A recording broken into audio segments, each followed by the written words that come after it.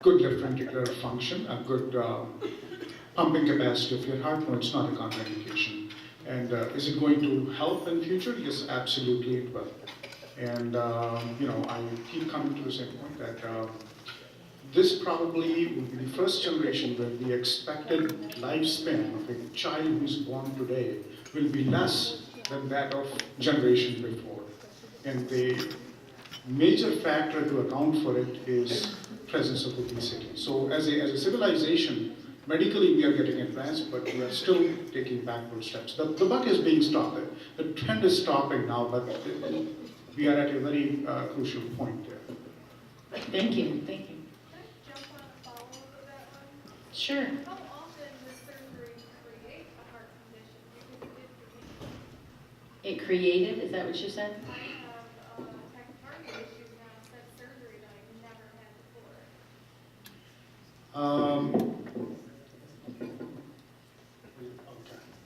before. Sudden weight loss sometimes has been associated with autonomic disturbances that can create tachycardia, that can create sinus tachycardia. However, it's very treatable and has no effect on longevity, shouldn't affect your longevity. You can go ahead with your question. Just to add on to the longevity bit, depends on your demographic. A lot of variables go into it. If you're a male, whether you're a female, your race. If you're a black man or a Hispanic person or a white gentleman, white female, all those factors interplay.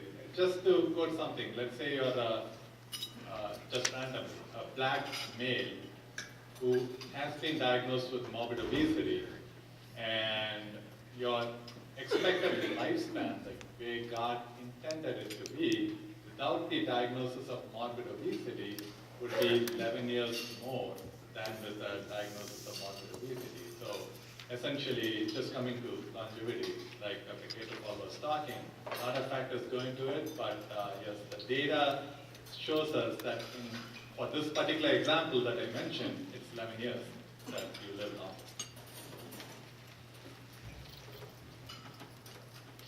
I'm going to have a bell on him because he keeps... Go ahead with your question. Okay, so I'm just 2 years and 2 months out, and when I went through the surgery, I take my vitamins, I take biotin. I lost a half a head of hair, and it's not coming back. I mean, thank God I had thick hair, but what do you do? How can you change that? Is there anything you can do to change that? Megan, that's you. She's like, oh man. Yeah, you had to give me this hard question. Hard because the answer is not what people want to hear. Sometimes, again, every body is going to be different, and sometimes that's inevitable. The hair loss is just going to happen. The biotin can help for some people.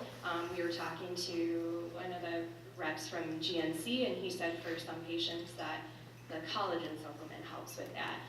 So there's also shampoos that are out there that have absent in them. So I encourage people to just try different things. You're probably not going to hurt anything with these unless you're doing crazy mega doses or anything like that. But sometimes it's just that rapid weight loss that changes your metabolism, the shock to your system, that causes that to happen. And I wish I had a better answer. I'm sorry. And also, just to add on to that, sometimes it's just a protein. A lot of times it can be your inadequate intake of protein that leads to the hair loss, and if you said that right, things stabilize. However, even if you're doing everything absolutely right, a lot of people see the most amount of hair loss between months 3 to 6, and that's not anything that you did wrong. It's, without getting too technical, it's the hair growth goes through different kinds of phases, just the cellular growth, the regeneration. What happens between months 3 and 6 after surgery, it goes into a kind of a dormant phase, and then the cycle has to restart again, and then you'll see your hair staying on longer, and the hair starting to come back.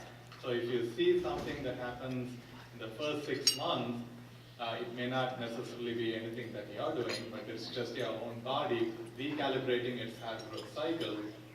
But by the time you get into month 7, 8, you should start seeing it come back. Go ahead. First of all, I want to say thank you for everyone up there.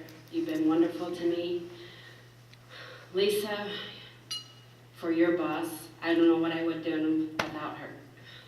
Because after I had had surgery, Megan, you were wonderful, but it was so important to have somebody there that's been through it, and the love that Lisa showed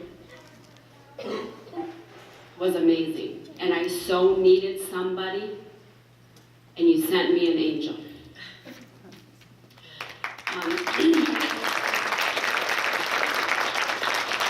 That made me cry. My makeup will run. I thought the same thing. My friend wanted me to go to Beaumont because she had surgery there. Been through classes with me, telling me, well, you need to go there, you need to go there, they're doing better, they've done this, they've done this. I looked into Dr. Stalin, looked like a very reputable man. I'm very honored that you did the surgery, and things have been wonderful. I thank God. Nikki, I love you, and I'd love to give you a hug. But Dr. Stalin, I have Crohn's disease. I'm sorry to say this out loud. I have a concern about going to the bathroom as much as I do. I know one of the doctors, and they keep asking, is it firm, is it soft, is it loose? That maybe my Crohn's might be playing a bigger part in this. Now, I have not been active for at least 10, 15 years with my Crohn's. But I have a big issue with going with the bathroom, and I don't know how to stop it, or if it's because of my Crohn's, or there's something to help take for it, or should I not take something? And the fact, also with the bad back, you're not supposed to have so much, like the Motrin and stuff like that, anti-inflammatory things. NSAIDs. I need to know or learn the things that I can or cannot have. So I don't know if there's a site or something else that I can look up in the medications that I should not take. So in terms of the Crohn's disease itself, a lot of times events that are stressors on the body can bring about a flare of Crohn's disease. So for example, any even something emotional, surgery would certainly qualify as a stressor event, which can again bring about a relapse of the Crohn's.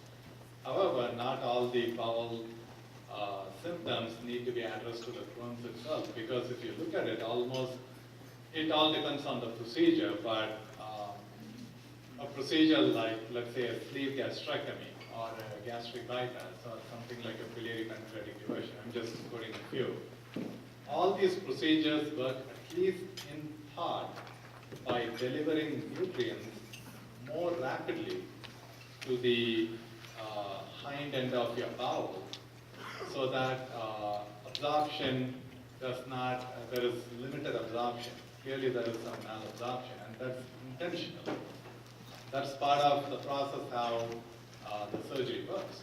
Because when nutrients are delivered quicker to the distal end of your small bowel, it's not just food passing through much quicker so that the bowel has less chance to absorb more calories out of it. Not just that, but there are very profound endocrine effects. There are hormones that your gut, there are receptors in your gut that signal the release of certain hormones that have a direct effect on acting on the appetite centers in your brain that suppresses the amount of calories that you intake, that you take in.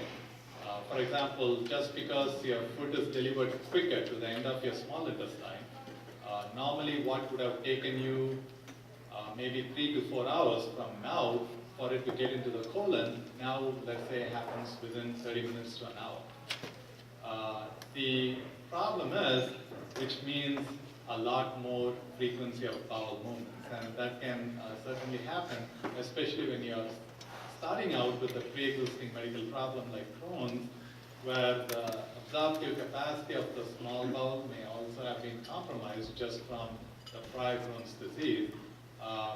As long as we can ascertain that there is nothing else that's going wrong, like a flare-up of Crohn's or a bacterial overgrowth syndrome, or even other gastroenteritis, as long as we can rule out all these other problems that can present the same way, then there is nothing wrong with taking medication to slow down, something that you take for diarrhea, like anti-diarrheal agent, absolutely, to control the symptoms.